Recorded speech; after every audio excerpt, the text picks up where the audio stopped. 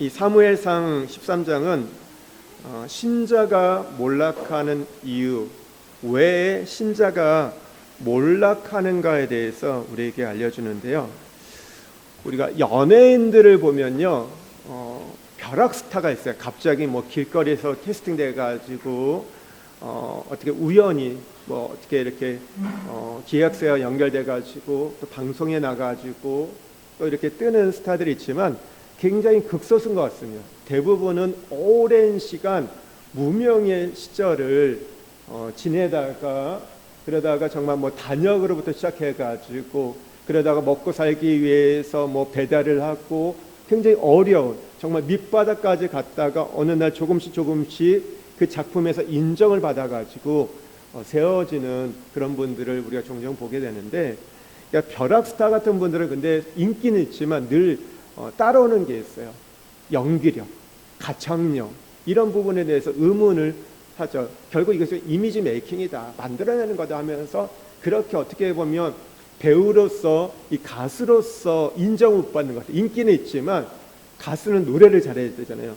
배우는요 연기를 잘해야 되는 게 진정으로 배우고 이게 가수인데 그렇지 못하는 그런 부분이 있어요. 그런데 이렇게 오랜 시간 무명을 지냈던 분들 보면 어때요? 내공이 있어요. 그 하나하나 호흡을 보더라도요 다릅니다. 그리고 그것이 정말 자기의 삶에서 묻어나가지고 이렇게 하는 걸 보게 돼요. 그렇게 세워지고 나면 참 오래 이렇게 인기를 끌고 많은 사람들에게 인정을 받는 걸 보게 됩니다. 근데 반면에 우리가 연예인 중에서도 무너지는 분들을 보게 돼요. 근데 갑자기 무너지는 분들이 있죠. 어떤 사건 때문에 어떤 영상을 잘못 올려가지고 아니면 무슨 어떤 어디 가서 시비가 붙어가지고 이래가지고 이렇게 갑자기 나락으로 떨어지는 분들이 있는데, 근데 이렇게 갑자기 나락으로 떨어지는 분들은요 사실 별로 많지 않습니다. 대부분은 뭐냐면 점점 여러분 몰락해 가고 있었다는 거죠. 우리가 방송에서나 우리 눈앞에서는 그 사람들의 이미지가 좋고 괜찮은 것처럼 보였지만 실상은 그 삶에서 조금씩 무너져 갔고, 그것이 어느 날 어떤 사건을 통해서 어떤 대화를 통해서 그것이 드러나게 된다.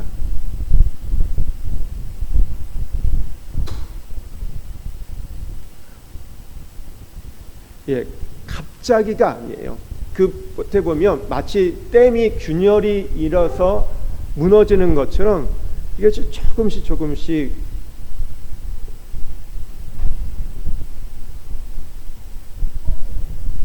이게 무너져감을 보게 됩니다. 오늘 23장은 사울이 점점 몰락해가는 이야기입니다. 우리가요 무너져갈 때 보면요 우리 안에서 이런 게 있어요. 교회를 떠나는 분들이 있어요. 그러니까 교회를 다른 데로 옮기는 게 아니라 아예 교회를 떠나는 분들이 있는데, 이분들이 어떤 즉흥적으로 떠나는 분도 있지만 대부분 그렇지 않아요. 오랜 시간 고민하다가 어떤 일이 계기가 돼가지고 떠나게 되는데, 근데 그 결정까지 보면요, 그러니까 쌓여 있는 게 있다는 거죠. 어떻게 보면 작은 거예요. 처음에는 누군가의 말 한마디 때문에, 그러면서 어떤 교회의 어떤 방향들 여러 가지 쌓이면서 그것들이 어느 순간 이제 결정타를 맞으면서 떠나게 되는 겁니다. 그러니까 오늘 우리가 무너지는 건요 하루아침에 무너지지 않습니다. 아시죠? 우리가 IMF를 맞이할 때도 보면요 이틀 전날까지 이제 정부에서는 괜찮다고 했는데 이틀 후에 이제 IMF가 터졌잖아요. 근데 그 전에부터 그런 징조가 있었잖아요. 쌓여온다는 거예요.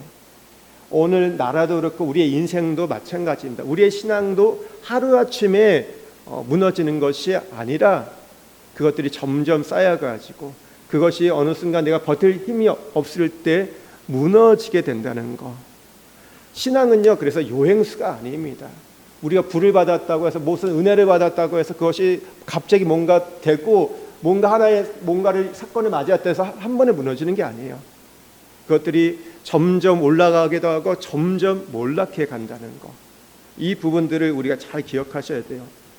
오늘 이 사무엘상 1절에 보면요, 사울이 왕이 될 때 40세라 그가 이스라엘을 다스린 지 2년에, 오늘 이제 왕이 된 지 2년째부터 그가 이제 몰락해 가기 시작합니다. 사울이 몇 년 동안 이스라엘을 다스립니까? 사도행전에 보면요, 40년을 다스렸다고 얘기합니다. 그가 완전히 몰락하는 것, 이제 죽음이었죠. 그것까지 가기에는 40년의 시간이었지만 언제부터 시작되었다고요?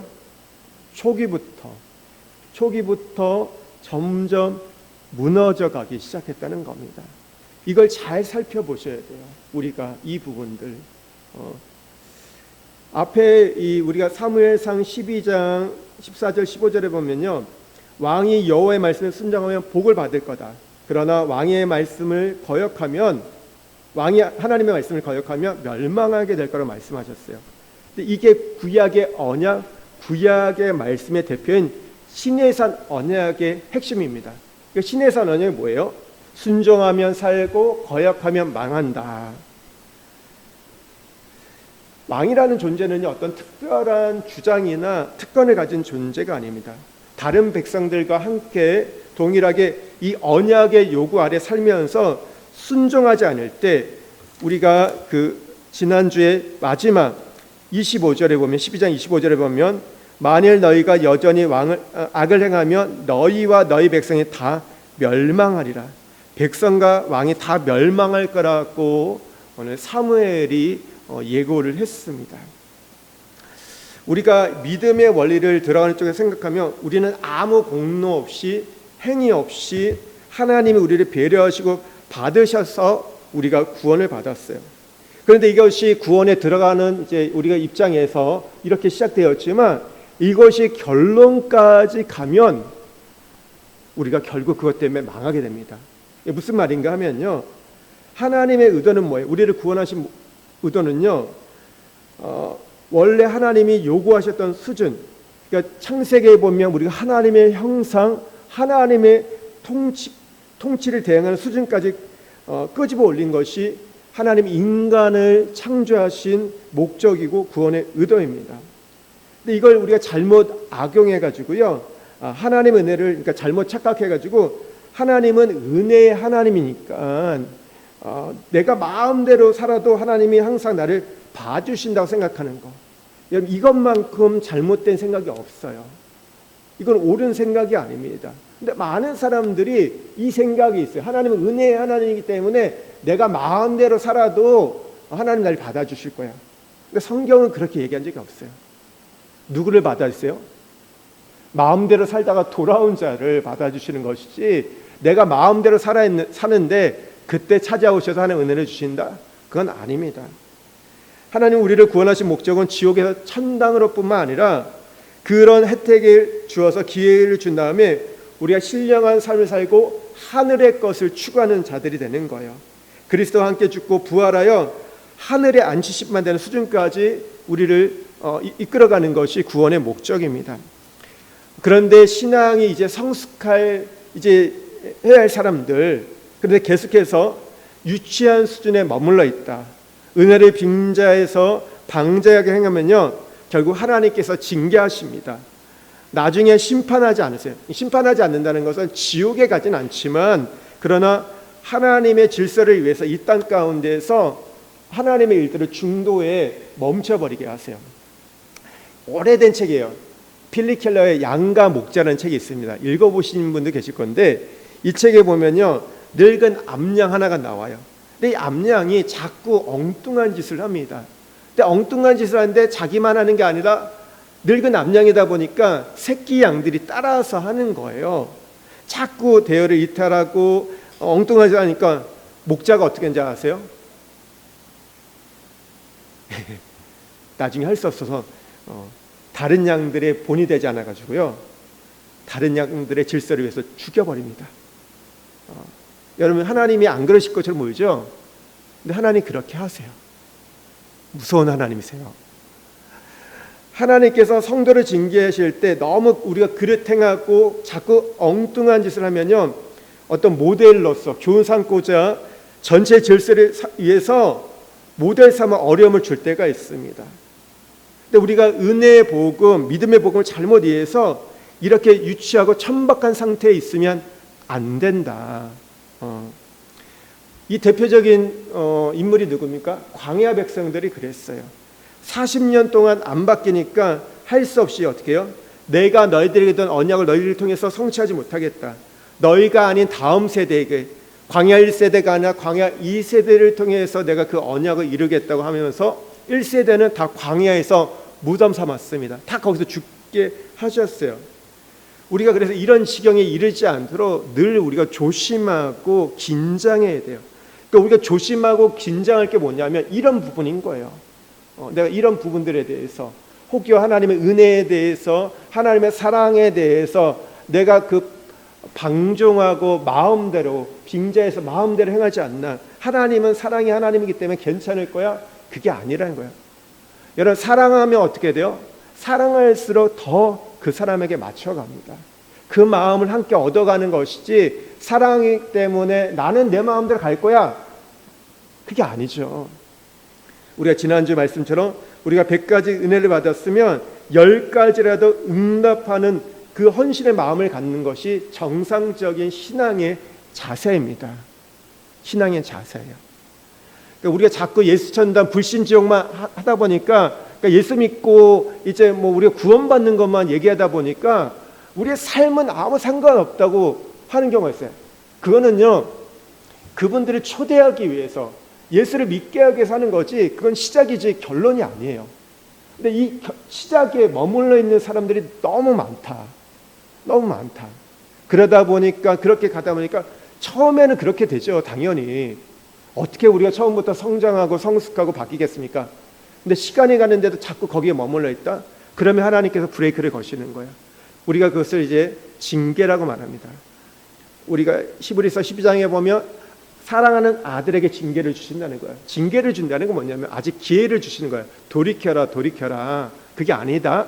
그렇게 가서는 안 된다고, 너가 성장을 향해서, 다음 스텝을 향해서 가야 한다는 걸 가르쳐 주세요. 근데 그걸 하지 않으면 어떻게 돼요? 그 다음에 하나님 계속 기회를 주셨다가 어느 순간 그걸 멈춰버리는 거예요. 근데 그것이 자기만이 아니라 다른 사람에게 악행으로 나타난다. 너무 안 좋은 영향을 미친다. 그러면 하나님께서 그걸 모든 걸 다 스톱시켜버리는 거죠.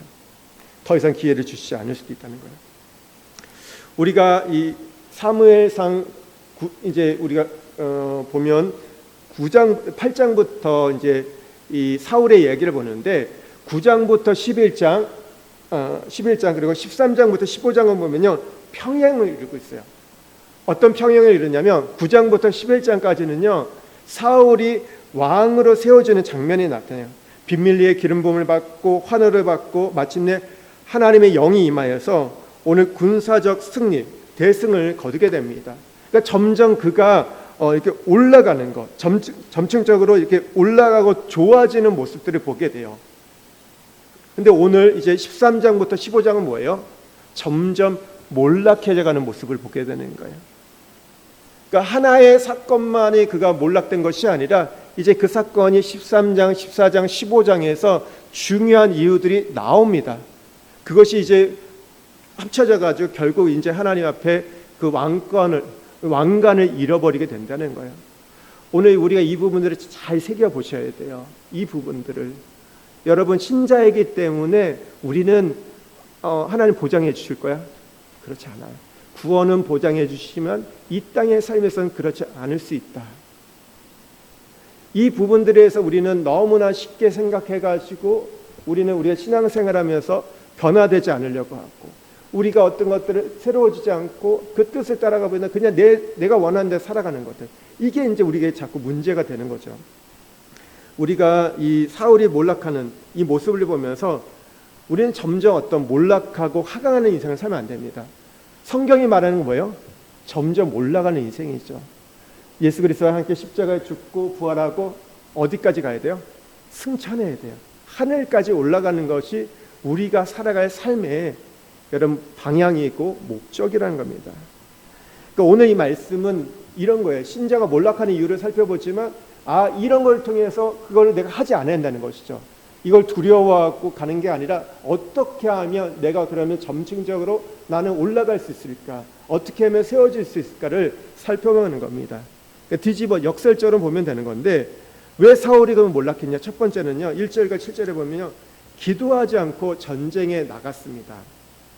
지금 왕이 된 지 2년밖에 되지 않았는데 블레셋과 지금 전쟁을 치를 수밖에 없는 상황이었어요.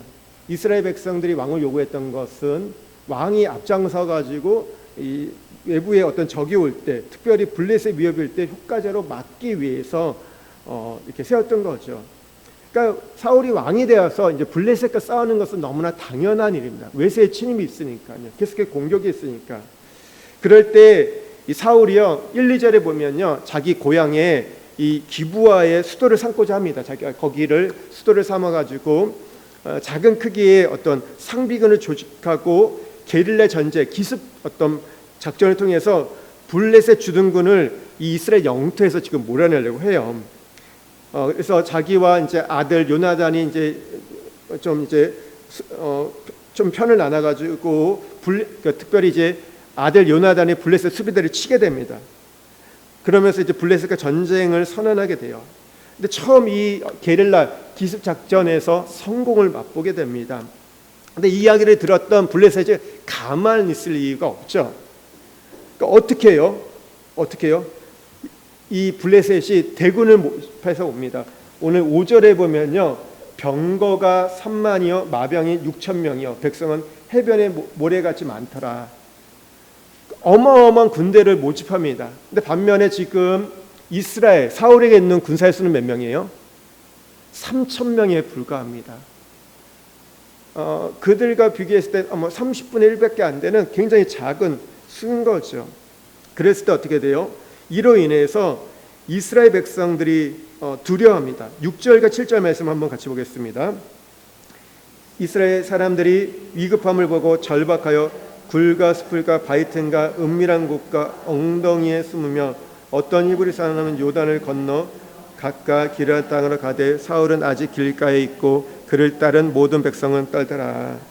오늘 블레셋이 대군을 들고 쳐들어온다니까 이스라엘 백성들이 어떻게 두려워가지고 숨는데요.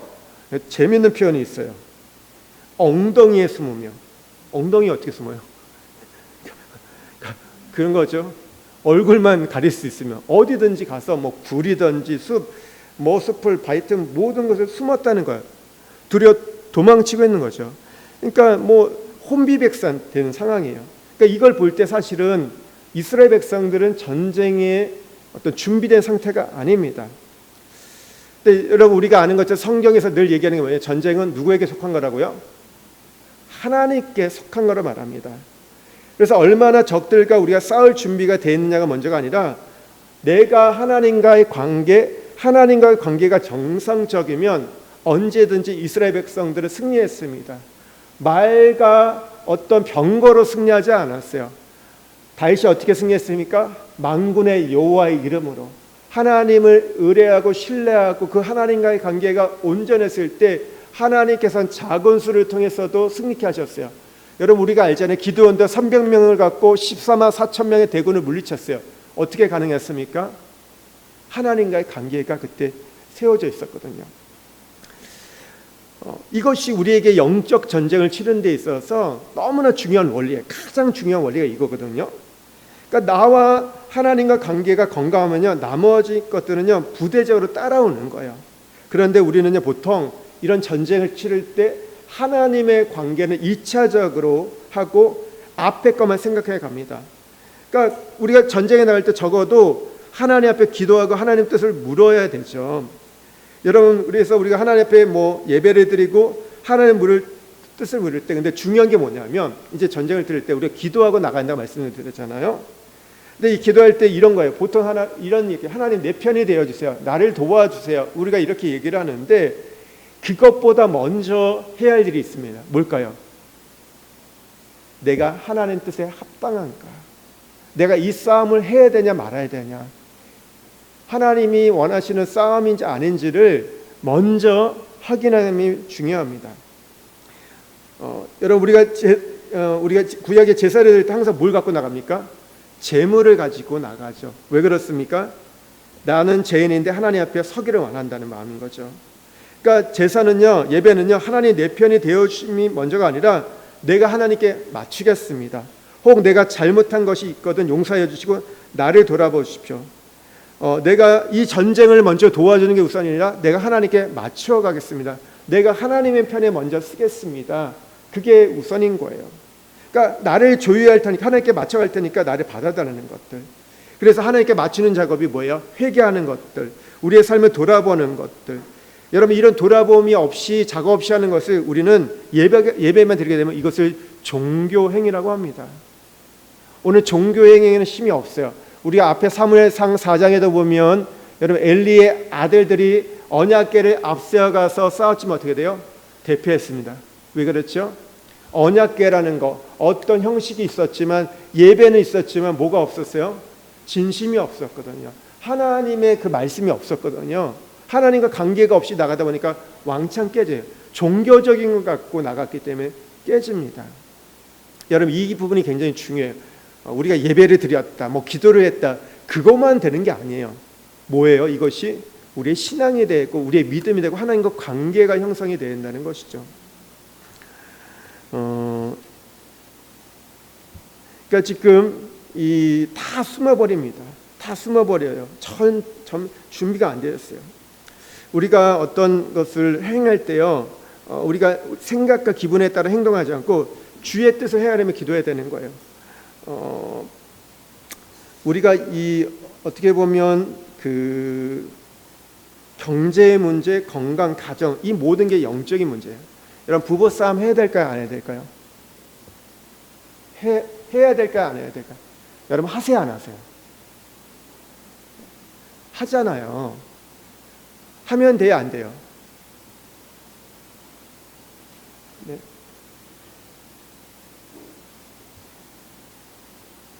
안 된다 그러면 여러분 지금 하나님 하지 말라는 걸 불순종하는 거잖아요.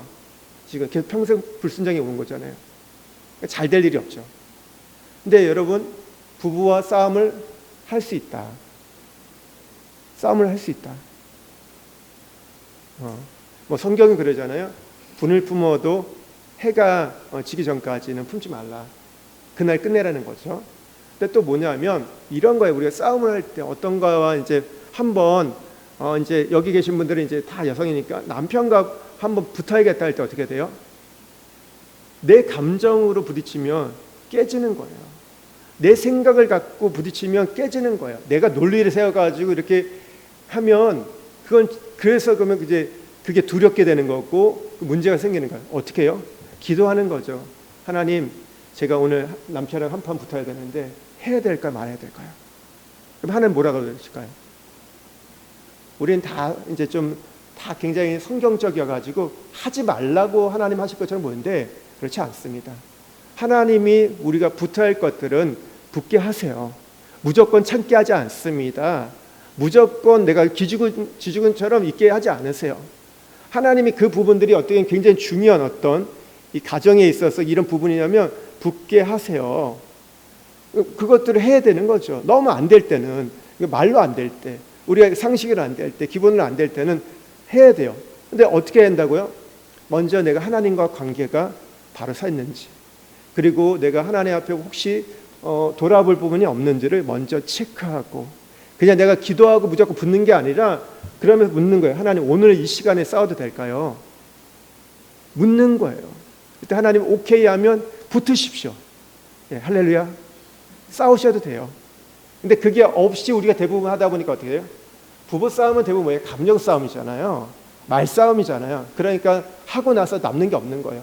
피투성이만 되고, 오늘 말씀에 피투성이가 살아남으라 했는데 피투성이면 되는 거예요. 그러면 안 되고, 그런 부분에 대해서도 우리가 하는 거죠.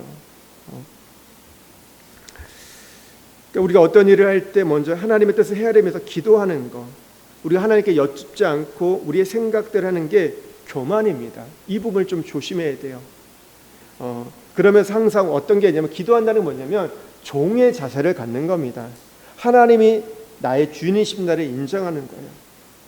먼저 묻고 응답받고 하나님의 지시를 따라서 우리가 하는 것들 해내는 거죠. 사울과 다윗의 차이가 여기 있습니다. 다윗도 허물이 있고 사울도 허물이 있어요. 근데 다윗은 허물이 있음에도 불구하고, 문제가 있음에도 불구하고 다윗이 잘했던 게 뭐냐면 하나님의 주권을 늘 인정했어요. 하나님, 내가 이 전쟁에 나갈까요? 말까요? 어디로 갈까요? 그 부분들을 질문합니다. 어떻게 싸울 거에 대해 계속해서 묻고, 하나님의 주권을, 그러니까 하나님의 주권을 인정하는데 뭐예요? 그냥 묻는 거로 끝나지 않고 하나님께 결제를 받는 거예요. 하나님이 답을 안 한다, 그러면 기다리는 겁니다. 근데 하나님이 사인을 하셨다, 그러면 즉시 나가는 것들. 근데 이런 분이 있어요. 어떤 분들은 내가 기도해봐야 아무 응답도 없다, 음성이 안 들린다. 어쩌면 대부분의 분들이 그럴 거라 생각이 듭니다. 여러분, 기도하면 들리세요? 뭔가 하나님의 음성이 들리세요? 근데 우리 집사님 그 얘기 하시더라고요.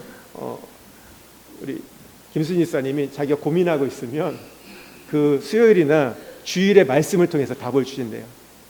예, 그것도 하나님 우리께 하는 가장 보편적인 거예요. 가장 좋은 방법이에요. 내가 어떤 의문이 있고 뭐 질문이 있을 때 하나님이 그 말씀을 통해서 가는 것들, 그렇게 들을 수 있어요. 그러면 돼요.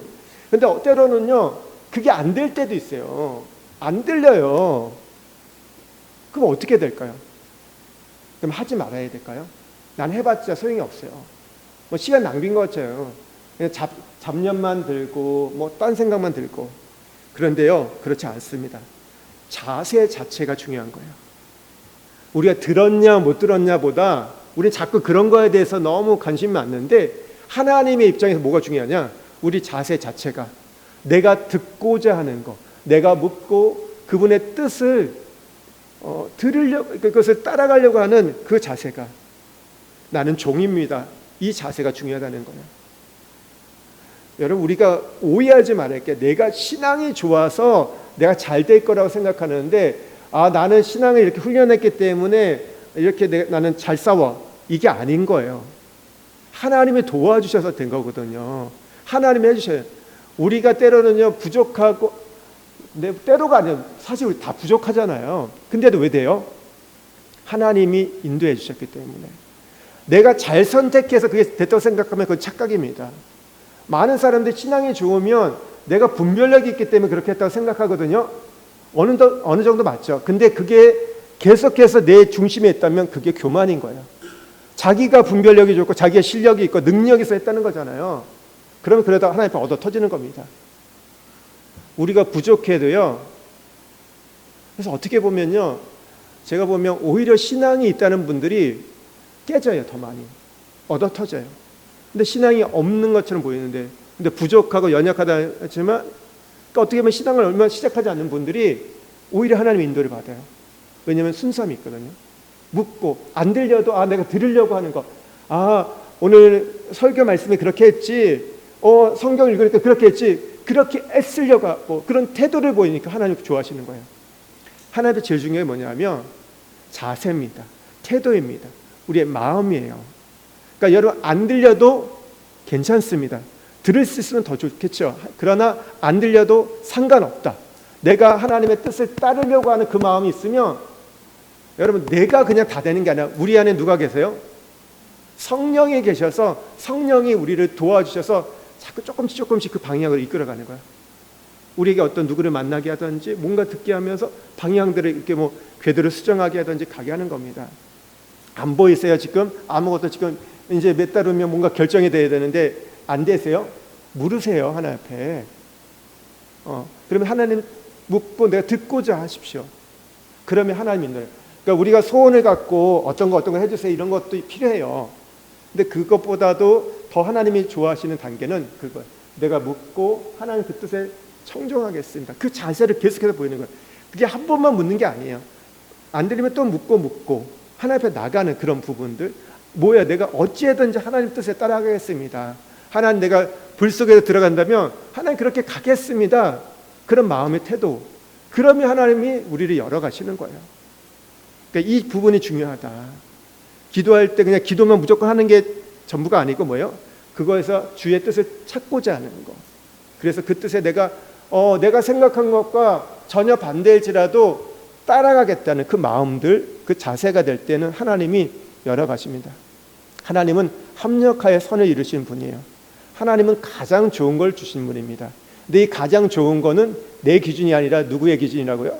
하나님의 기준. 근데 하나님의 기준이 가장 완벽합니다. 가장 여러분 위대해요. 그러니까 이걸 우리가 가져가는 거예요. 오늘 왜 몰랐겠습니까? 사울은 기도하지 않았어요. 그리고 자기의 뜻대로 감정에 따라서 지금 움직여갔기 때문에 문제가 생겼습니다. 여기서부터 몰락하는 겁니다. 여러분 기도는요 어떤 요술방망이 아니에요. 뭔가 우리의 뜻을 이루기 위해서 그냥 하는 게 아니라 하나님과의 관계 속에서 우리가 하나님의 뜻을 찾아가는 겁니다. 근데 이걸 하지 않으면 여러분 무너지는 거예요. 그러니까 우리가 평소에 기도하지 않는다. 그것이 점점 몰락하는 이유 중에 하나가 되는 거예요. 뜻을 찾아가지 않는 부분들이. 두 번째는요. 오늘 우리가 몰락하는 이유는요. 사울이 몰락했던 이유는 기다리지 않고 인내하지 못했기 때문입니다. 8절과 12절에 보면요. 이 상황이 굉장히 위급한 상황에 돼요. 적이 대군을 거느리고 바로 앞까지 옵니다. 백성들은 두려워 떨고 있어요. 근데 앞에 11장에서 암몬과 싸울 때 보면요. 대단하게 이들이 용기 있고 대담하게 싸웁니다. 그런데 지금은 어떻게 돼요? 두려워 떨고 있어요. 그러니까 사울은 길갈에서 지금 오지 않고 있다 보니까 백성들이 그런 상황입니다. 사울은 지금 길갈에서 사무엘을 기다리고 있는 상황이었거든요.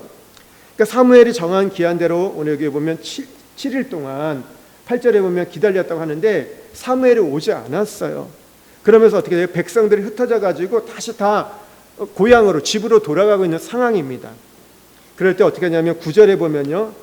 함께 좀 읽겠어요. 9절. 사무엘이 이르되 번제와 화목제물을 이리로 가져오라 하여 번제를 드렸더니 10절도요. 번제 드리기를 마치자 사무엘이 온지라 사울이 나가 맞으며 문안하며.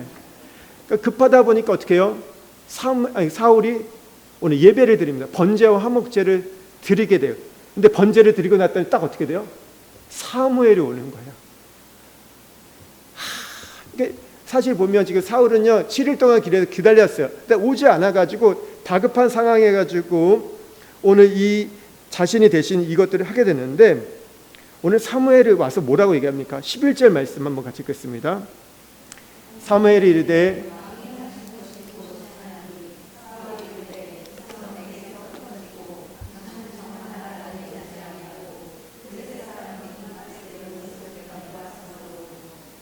이 반응들을 잘 보세요. 사무엘이 어떻게 해요? 사울에게 문안 인사를 하거나 사울을 축복하지 않습니다. 다짜고짜 질문을 던집니다. 보자마자 뭐라고요? 왕이 행하신 것이 무엇입니까? 왕이 행하신 것이 무엇입니까? 이건 뭐예요? 이 잘못된 어떤 이 사울의 것들을 지금 지적하고 있는 건데 이때 뭐라고 지금 사울이 얘기하냐면요. 지금 백성들이 흩어지고 있습니다. 블레셋은 우리 앞에 있고 당신이 정한 날에 오지 않았기 때문에 이 사태가 심각해졌다. 그러면서 12절에 보면 내가 여호와께 은혜를 간구하지 못하였다 하고 부득이하게 번제를 드네. 그러니까 하나님 앞에 은혜를 구해야 하는데 그러지 않으면 이 전쟁이 불리하게 작용할 수 있기 때문에 알고 있었던 거죠. 전쟁에 나갈 때마다 하나님 앞에 예배해야 한다는 거. 그래서 하나님의 축복을 받고 여호와의 군대장이 앞서가야 한다는 것을 알고 있었기 때문에 부득이하게 했다고 얘기해요. 근데 어찌 보면요, 이 행동들을 우리가 보면요, 충분히 동정할 수 있는 거예요. 사울이 7일 동안 기다렸잖아요. 그러니까 지금 제사를 드려야 할 제사장이 없으니까 그냥 대신 드린 거예요. 싸우기 위해서. 지금 너무 어려우니까, 위기 상황이니까. 그런데 이걸 보고 우리는 성경은 종교라고 합니다. 종교가 뭐예요? 하나님은 없이 내가 혼자 어떤 의식을 하는 거예요. 우리가 찬양한다, 뭐 예배한다, 기도한다, 이게 하나님과 교감 없이, 하나님과 교통 없이 그냥 내 쪽에서 하는 거라면 종교예요. 신앙은 무엇입니까? 상호적입니다. 인격적이에요. 주고받음이에요. 근데 종교는 뭐예요? 일방적인 거예요. 일방적으로 복을 빌고 그러면 일방적으로 주는 거, 이런 거거든요. 여러분, 신앙은요, 내가 하나님을 신뢰한 것처럼 하나님도 나를 신뢰해 주는 거예요. 내가 주님 안에 있고 주님이 내 안에 있는 거. 근데 오늘날 너무나 많은 크리스찬들이 한국 교회가 어려워진 이유 뭐 여러 가지 얘기할 수 있지만 우리 안에 이 종교의 모습만 있고 신앙이 사라지기 때문입니다. 나 오늘 예배 드렸다, 주일 예배 드렸다, 이번 주에 예배 드렸다, 나 일주일에 몇 번 교회 갔다, 성경 몇 장 읽었다, 기도 얼마 했다. 그냥 하나님과 교감 없이 자기 혼자 그냥 종교적 의식을 하는 거예요. 신앙 안에도 여러분 기도가 있어요. 신앙 안에도 성경을 읽고 신앙 안에도 교제합니다. 예배를 드립니다. 근데 그게 뭐예요? 하나님을 신뢰함으로 주고받는 거. 근데 점점 뭐예요? 그냥 마치 우리가 스탬프에 그 도장 찍는 것처럼 내가 한 달에 몇 번 왔다. 52주 중에서 몇 번 내가 예배 참석했다. 아, 나는 보니까 그래도 52 중에서 뭐 48번 나왔으니까 많이 나왔다. 한 95번에 나왔으니까 잘했다. 그럼 뭐예요? 그게요? 종교라는 거예요. 말이 이해되세요? 내가 성경을 몇 장 읽었다. 나 올해 성경 1독했다. 10독했다. 여러분 10독하는 거 대단한 겁니다. 어떻게 해요? 거의 한 달에 한 번 1독해야 되는데 근데 그것이 내 자랑이 되면 그게 종교가 되는 거예요. 나 10독했으니까 건드리지 마. 나 10독했으니까 당신들보다 내가 나 우월. 이게 뭐예요? 종교거든요. 뭐예요? 10독하면서 내가 성경이 보이기 시작했다. 깨달아지기 시작했다. 그런 얘기하거든요. 처음 성경 1독하면요 무슨 내용인지 몰라요. 이게 무슨 한글인데 이게 외계어처럼 보이잖아요.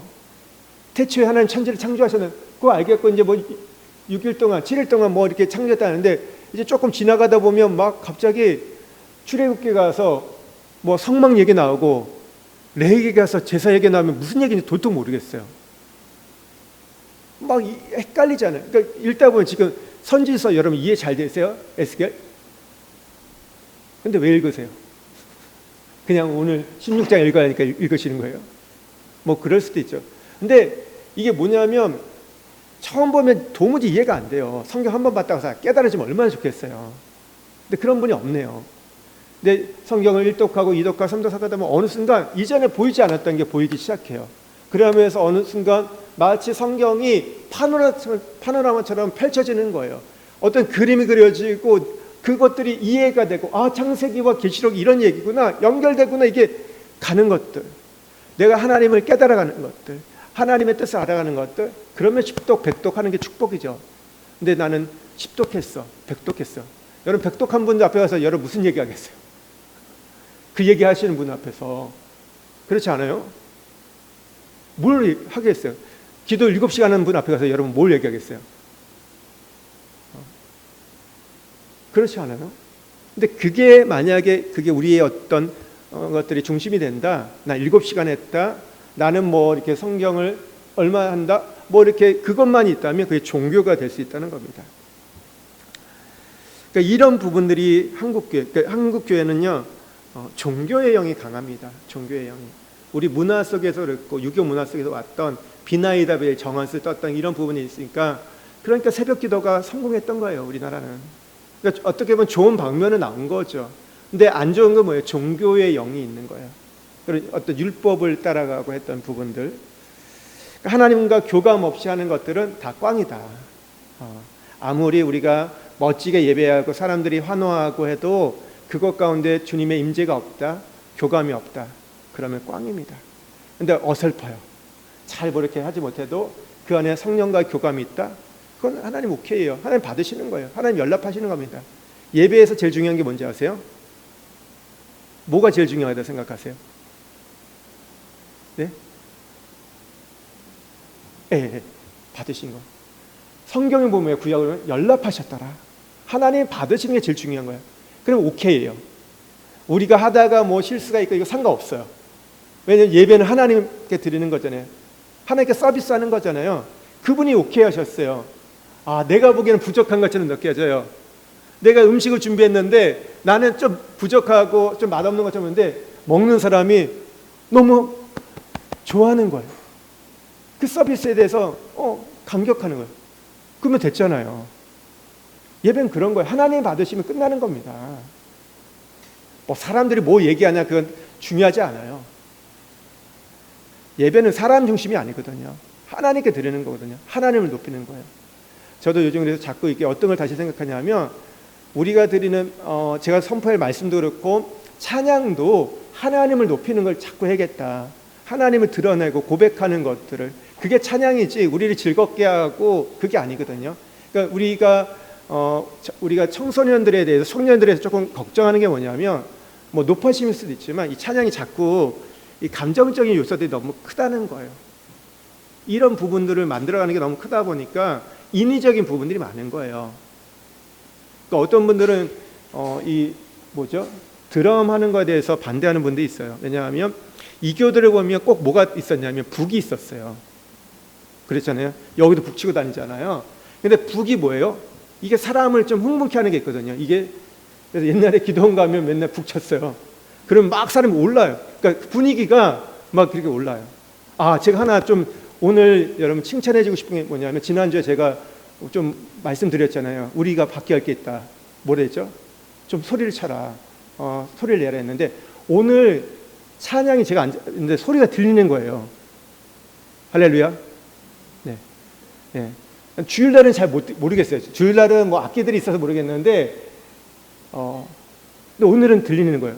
참 제가 감사하더라고요. 여러분 더 크게 소리 내십시오. 할렐루야. 여러분이 얼마나 노래를 잘 불렀냐 그거 너무 이렇게 뭐 박자 맞추고 중요하죠. 같이 화음 맞추는 거 중요하지만 하나님 앞에 진심을 할 때 여러분 이게 안 된다 소리 안 된다 사람이 그렇게 얘기하시잖아요. 나는 체질이 그렇다 그렇게 하시는 분도 있죠. 손 들어보세요. 하나 왜 한 분만 왜 진실에 다른 분들은 뭐예요? 그러면 지금 이제 뭐하고 그거 뭐예요? 난 체질도 그렇지 않고 그러면 뭐예요? 지금 반항하는 거예요?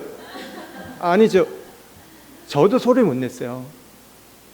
근데 뭐냐면 왜 못 낸지 아세요? 체질의 문제가 아닙니다. 기질의 문제가 아니에요. 우린 그렇게 생각해요. 보통 그래요. 나는 좀 내성적이어가지고 그렇다고 해요. 근데 그게 아니라 제 안에 묻고 있는 게 있는 거예요. 내 안에서 이걸 하지 못하게 하는 그 어둠의 세력들이 영적인 세력들이 있는 거예요. 그게 뚫려야 돼요. 그게 뚫리면요 여러분 선포합니다. 찬양합니다. 혼자 그러면 막 부흥해가고 그래요. 잘 안 되는 분들은요 어떻게 하냐 집에서 찬양 여러분 좋은 찬양들 있잖아요. 좋아하시는 찬양들 거 같이 거기서 찬양해 보세요. 먼저 같이 있는 데서 먼저 하기 어렵다 해보세요. 그러면서 하나님 앞에 하는 거예요. 이게 열려야 돼요. 우리 그런 거 있잖아요. 창하는 사람들 뭐라 해요? 득으면 어떻게 해요? 득으면 한다고 해도 어떻게 해요? 우리 옛날에 창하는 분들 쏟아야 한다고 하잖아요. 피터해야 되고 피터해보세요. 돼요. 여러분 너무 목을 아끼려고 하지 마십시오. 내 컨디션 그 부분도 어쩌면 우리를 묶고 있는 거예요. 그러니까 컨디션이 필요하죠. 건강이 필요하지만 우리가 그 안 좋을 때 할 때 하나님 또 회복을 주세요. 힘을 주세요. 그게 하나님이 우리가 행하시는 방법 중에 또 하나인 거예요. 우리는 나는 이 상태면 안 돼. 난 요거 때문에 안 돼. 그게 뭔지 아세요? 사단이 우리에게 심어놓는 거짓된 미혹의 영입니다. 우리는 하나님은 그런 가운데서 찬양하기를 원하시는 거예요. 그럼 하나님이 열어주세요. 오늘 찬양할 때 뭐예요? 우리가 마음으로 찬양하고 영으로 찬양한다고 하잖아요. 우리 입술로 찬양하다가 어떻게 돼요? 우리의 영이 찬양해요. 그러면 성령께서 그 찬양을 열어주시는 거예요. 그러다 보면 어느 순간 확 열릴 때가 있어요. 그러니까 소리를 어떻게 내신다고요? 크게 지금 크게 내야 돼요. 뭐 크게 내는 게 전부는 아니지만 지금 우리가 해야 할 일은 뭐다? 크게. 이번 주 주일날 보겠습니다. 본다는 게 좀 그렇지만 우리가 정말 이렇게 하나님 앞에 전심으로 드리길 소망해요. 그렇게 열릴 때 내 마음에 묶여있던 것도 풀리기 시작하는 거예요. 속으로 쌓지 마십시오. 이렇게. 근데 보면 아닌 것 같아요. 노래방 가면 그렇게 노래 잘하죠. 어떻게 저렇게 노래하는지 모르겠어요. 하나님 앞에 우리가 이렇게 해보십시오. 네.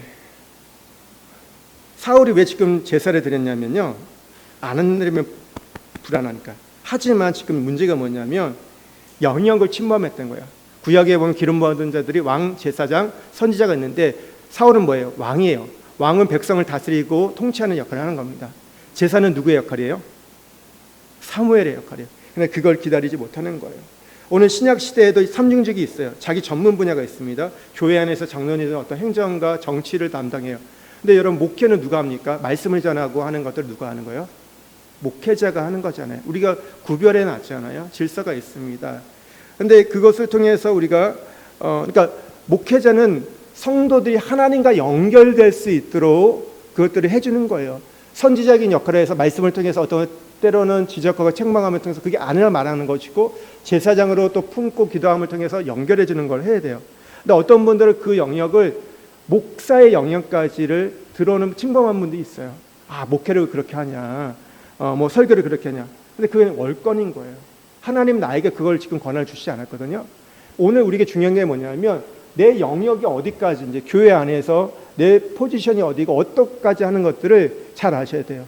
아무리 실력 있고 능력 있어도 하나님이 그 직분을 주시지 않았다, 내가 그 역할을 주지 않을 때, 그러면 어떻게 돼요? 나는 그냥 기다리고 있어야 돼요. 가정 안에서도 마찬가지예요. 아내의 역할이 있어요. 아내는 남편이 아닙니다. 아내는 가정의 머리가 아니에요. 그게 우리에게 주신 영역이에요. 근데 우리는 오늘날 이 영역들이 너무 침범한 거예요. 보세요. 학교에서도 보면 선생님의 역할이 있는데 누가 침범해요? 학생들이 침범해오고 부모들이 침범해오고 법이 침범하면서 그 교사의 영역들이 없는 거예요. 그러니까 나라가 어려워지는 겁니다. 그러니까 힘들어지는 거예요. 교육이 안 되면 어떻게 돼요? 그 아이들이 20년, 30년에 가면 그 모든 영역들을 깨트려 가게 된다는 거죠. 이 부분들이 중요한 거예요. 사무엘이 오기까지 기다려야 됐어요. 자기 영역이 아니기 때문에.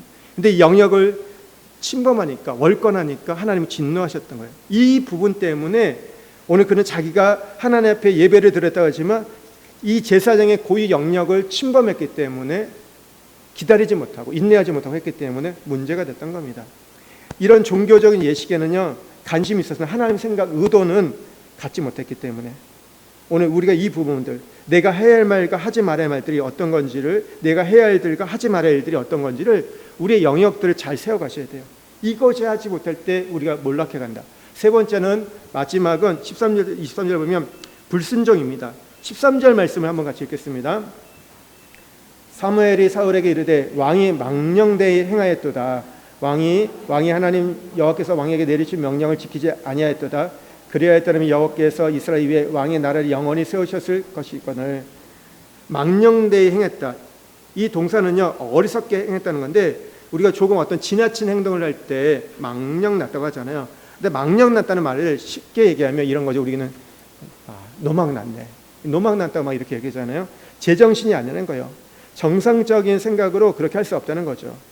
그러니까 해야 할과 해야 하지 못할 일들을 구분하지 못한 거예요. 너무 상황이 위급하다 보니까 그렇게 했던 거예요.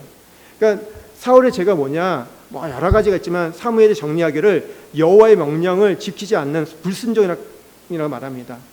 그러니까 사무엘 관점에서 이 사울의 행동이 여호와의 명령을 지키지 않는 불순종이었던 거예요. 그래서 오늘 처음 이 단락에서 13절부터 23절까지 보면요, 처음부터 끝까지 사울의 불순종을 두 번 얘기합니다. 그런데 불순종을 지적하면서도 당신이 순종했으면 당신의 나라가 영원히 세워졌을 거라 이야기해요. 그런데 14절에 보면 지금은 왕의 나라가 길지 못할 거다. 지금은 당신의 나라가 채워지지 않을 거라고 말씀하세요. 우리가 근데 이 얘기를 보면요, 조금 하나님의 선을 들으면 지나치지 않은가 생각이 들어요. 어쩔 수 없는 상황에서 이렇게 한 건데 너무 심하다. 근데 주의할 것은 뭐예요? 왕이 누구인가? 여러분, 사울이 왕입니까? 하나님이 왕입니까? 사울은 하나님 이 땅에 세운 대리인일 뿐이에요. 진정한 왕은 하나님이신 거죠. 그러니까 이스라엘에서 왕은 자율적 존재가 아니야. 자기 마음대로 어떤 것을 결정할 수 있는 존재가 아니라 이스라엘 왕 중에 왕이신 여호와의 명령과 토라에 순종하는 자입니다. 신정 정치가 뭐예요? 하나님을 다스림에 대응하는 것이 신정 정치예요. 그러면 그것을 따라야 되는데, 뭐 내가 능력이 있고 실력이 있고 뭐 귀신은 내쫓고 병을 고치고 수많은 일을 행한다 할지라도 통치권 누구 아래에 있는 거예요? 그 건세는요, 하나님 아래에 있는 거. 오늘 그것을 순종하지 않았던 것이 불순종입니다. 우리가 자꾸 예수님의 복음이 아니라 내 복음이 나오면요, 망조가 들었구나, 망령되었구나. 내가 간증을 할 때 주님이 이렇게 하셔서 나를 변화시켰고 나의 삶에 이렇게 축복해 주셨다, 내가 이렇게 됐고 어떤 일을 하게 되었다, 그러면요 복된 거예요. 근데 어느 순간 가다 보면요, 뭐예요? 내가 이렇게 했더니 이렇게 됐더라. 나를 자꾸 얘기하면 뭐예요? 그게 망령된 거예요. 망조가 된 겁니다. 우리는 어떻게 돼요? 나는 죽고 그리스도가 사는 그런 인생을 살아가야 한다는 것이죠. 그러니까 주님이, 하나님의 은혜가 이 성령 안에서 역사가 날 때 하나님을 높이는 교회가 되어야 됩니다. 교회는요, 하나님을 높이는 곳이에요. 예수 그리스도의 이야기를 가득 차는 곳인데, 자꾸 사람들의 이야기가 돼요. 왜 우리가 문제가 되냐면 자꾸 교회 이름이 드러나요. 자꾸 목사 이름이 드러나요. 어떤 사람이 드러나요. 그러면 그게 망령된 거예요. 보세요. 우리가 어떤 얘기예요. 지금 보면요. 세상에서 얘기할 때 보면요. 예수님의 얘기가 아니라 뭐예요? 어떤 교회를 얘기해요. 우리가 칭찬할 때도 보면 교회를 칭찬해요. 그 교회 안에 생활하셨던 그분이 아니라 자꾸 어떤 이름, 이게 브랜드가 돼가지고 마치 그 교회에 들어가면 나도 그렇게 되는 것처럼 자랑하고 다니고 있는 거 아니라는 거예요. 그리고 어떤 목회자에 대해서 여러분 훌륭한 목사님들 있잖아요. 그럼 뭘 앉아세요? 마치 내 신앙이 그렇게 된 것처럼 착각하는 경우가 너무 많아요. 그리고 그분을 자꾸 얘기하잖아요. 하나님 너무 싫어하세요. 여러분 목회자를 높이지 마십시오. 자랑하지 마십시오. 하나님을 자랑해야 되고 예수님을 얘기해야 되지. 왜 교회에 와서 왜 자꾸 사람 얘기하고 누구 얘기하고. 우리가 격려하고 지지할 수는 있어요. 누군가에 대해서. 근데 누구를 세우는 거예요. 이거는 별로 안 좋은 거예요. 오래된 사람일수록 직분을 가진 사람이면 자기가 드러나면 안 돼요. 정말 그냥 뭐랄까요? 덮여져 가야 돼요. 자기는 드러나지 않고 주님을 높일 수 있는 것 같아요. 교회에서 좀 드러날 사람이 있다면 처음 오는 분들, 이제 새롭게 시작하는 분들은 뭘 해도 격려하고 하는 거예요. 왜냐하면 시작하는 거니까. 그러니까 그런 분들이 되어 있고, 그래서 교회에서 그러잖아요. VIP 누구라고요? 처음 교회에 오는 분들, 새신자가 VIP라고 얘기하잖아요. 오래된 분은 뭔지 아세요? 종이에요. 서비스하는 자들이거든요. 자꾸 그렇게 돼야 돼요. 내가 낮아져야 되는데 내 이름, 우리는 참 감사한데 그런 게 없는데 어디 가면요 이름이 빠지면요 못 견디하는 분들이 있어요. 실수로 빠질 수 있잖아요. 제일 교회에서 주보 낼 때 어려운 게 뭔지 아세요? 이름 들어가는 거예요. 이름이 빠지면 괜찮다고 하면서도 마음이 상해요. 아니 조금씩 그러면서 이게 반응들이 다른 걸 보게 돼요. 빠질 수 있잖아요. 안 그러세요? 앞으로도 우리 교회에서는 빠질 수도 있다. 할렐루야. 뭐 실수를 안 해야겠죠. 의도적으로 하지 않는데 그게 무슨 큰 문제예요. 나중에 수정하면 되는 거고 이렇게 하면 되는데 알려져야 된다는 거예요. 내가 이런 걸 하고 있다. 뭐 위치에 있다. 그게 종교인 거예요. 그게 이제 하나님의 것들을 침범하게 되는 것들이죠. 앞에서 보면요 이렇게 말씀하셨어요. 우리 12장 24절 25절 말씀 한번 보겠습니다.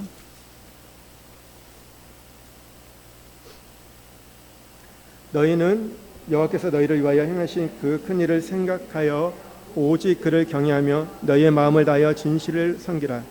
만일 너희가 여전히 악을 행하면 너희와 너희 왕이 다 명하니라. 경고하셨어요. 그래서 뭐라고 말씀하세요? 이렇게 말씀하시죠. 내 마음에 맞는 사람은 내가 다시 세울 거다. 그를 백성의 지도자를 세울 거라고 말씀하세요. 사울의 통치가 지금 제대로 나라를 지금 세운 것도 아닌데 시동을 걸기 전에도 몰락하는 것들을 보게 됩니다. 우리가 나라의 대사들이 있잖아요. 이 인도네시아도 우리나라 대사분이 있잖아요. 근데 이분이 이 인도네시아 나라와 어떤 것들을 협약을 맺는데 정부의 그 명령을 따르지 않고 자기 임의대로 한다. 그러면 어떻게 돼요? 바로 경질시켜버리죠. 소환해가지고요 다른 사람을 보내게 됩니다. 우리가 능력이 많고 교회를 하고 전도와 봉사하는 것도 중요하지만 항상 우리가 주님 아래 통치 아래 있어야 한다는 거예요. 주의 주권에 복종하며 가는 것이 중요하다. 일을 잘하는 것보다 더 중요한 게 뭐예요? 그 통치 아래에서 우리가 살아가고 그것을 따라가는 것. 그래서 나중에 15장이 뭐예요? 순종이 제사보다 낫다. 하나님 제사보다 우리가 하나님의 음성을 듣고 순종하기를 원한다. 음성을 듣지 않고 하는 거, 묻지 않고 하는 거는 다 종교 행위다. 이게 우리를 몰락하게 하는 겁니다. 그러면 뒤집으면 뭐예요? 우리가 하나님께 기도하고 그분의 뜻을 묻는다면 우리는 점점 세워질 거예요. 그리고 주의 뜻을 기다리고 월권하지 않고 그 질서를 지켜갈 때 하나님 세울 거예요. 그리고 우리가 하나님의 말씀에 오늘 순종해 갈 때 그 통치권을 그 주권을 인정해 갈 때 하나님이 우리를 점점 세워갈 겁니다. 그게 누구라고요? 다윗이 그랬잖아요. 허물이 있어도요, 약점이 있어도요, 문제가 있어도 오늘 그렇게 할 때 하나님께서 우리의 인생을 세워가시는, 높이는 인생이 될 거예요. 오늘 이 말씀을 통해서 우리가 몰락하는 자들이 아니라 오늘 오히려 세워지고 높아질 수 있는 우리가 되기를 주에는 축복드립니다. 우리 말씀을 붙잡고 한번 우리의 삶을 반수해 보기를 원합니다. 나는 지금 몰락하고 있는지 아니면 점점 높아지고 있는지. 오늘 혹시 내가 몰락하는 그런 어떤 상황에 있다면 여러분 오늘 이 말씀이 들리는 것은요, 돌이킬 수 있는 기회를 주는 거예요. 아, 내가 이 부분에서 지금 무너지고 있었구나, 틈을 보였구나, 내가 기도하지 않고 뜻을 여치지 않고 내가 그냥 종교적으로 가고 있었구나, 또 기다리지 않고 인내하지 않고 내가 월권을 했던 부분이 있었구나, 내가 순종하지 않았구나, 그분의 어떤 주권을 인정하지 않았구나.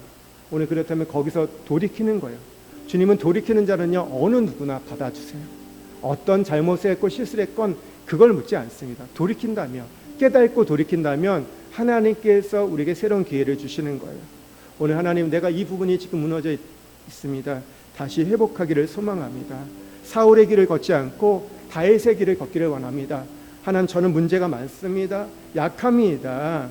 하나님, 참 때로는 잘 하지 못한 거 있지만 오늘 다윗처럼 그 마음이 주님 앞에 순전하게 주님을 따라가는 자, 묻고 묻으며 찾는 자가 되기를 원합니다. 나의 일상의 삶 속에서 영적 전쟁 속에서 묻고 가는 자, 하나님, 그리고 하나님, 내가 월권하지 않겠습니다. 내게 주신 그 영역들, 내가 볼 때는 참 마음에 들지 않아도 그 자리를 내게 허락했다면 내가 하는 것을 지켜가고 하나님 따라가겠습니다.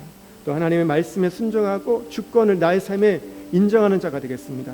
그렇게 오늘 우리 주신 말씀을 붙잡고 같이 한번 기도하며 나가겠습니다. 주여 은혜를 주옵소서. 한번 해주고 기도하겠습니다. 주여 은혜를 주시옵소서. 오 하나님,